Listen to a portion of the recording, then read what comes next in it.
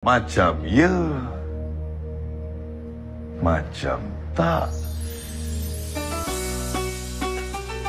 Assalamualaikum warahmatullahi wabarakatuh. Saya Muhammad Irfan Asri dari kelas 2K7. Saya akan menyampaikan hadis ke-11 Imam Nawawi bertajuk meninggalkan keraguan adalah ciri wara'. عن أبي محمد الحسن بن علي بن أبي طالب سبط رسول الله صلى الله عليه وسلم وريحانته رضي الله عنهما قال: حفظت من رسول الله صلى الله عليه وسلم: دع ما يريبك إلى ما لا يريبك.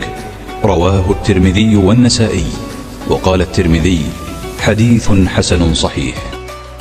Daripada Sayyidina Abu Muhammad Al-Hasan bin Ali bin Abu Talib, cucunda dan kesayangan baginda sallallahu alaihi wasallam, beliau berkata, aku menghafaz sabda Rasulullah sallallahu alaihi wasallam, tinggalkan perkara yang meragukanmu dan ambillah perkara yang tidak meragukanmu.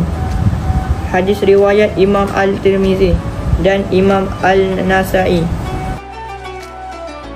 Hadis ini menjelaskan kepada kita supaya meninggalkan semua perbuatan yang meragukan, iaitu perkara yang tidak menyenangkan perasaan, rasa sangsi, samar-samar dan kabur, terutamanya dalam ibadah dan akidah.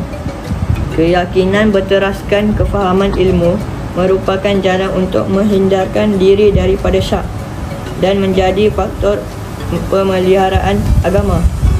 Peranan sifat yakin yang didasari kefahaman ilmu merupakan elemen utama dalam hukum hakam ibadah.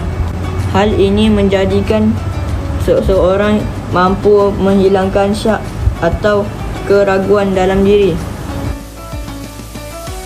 Hadis ini mengingatkan individu mengenai keperluan membina kehidupan yang baik dengan menjauhi segala perkara yang meragukan diri. Sekiranya bertembung antara keyakinan dengan syak, maka seseorang seharusnya berpegang pada perkara yang diyakini olehnya, meninggalkan sesuatu yang meragukan kerana ingin menjaga maruah diri dan kehormatan agama adalah sifat yang terpuji.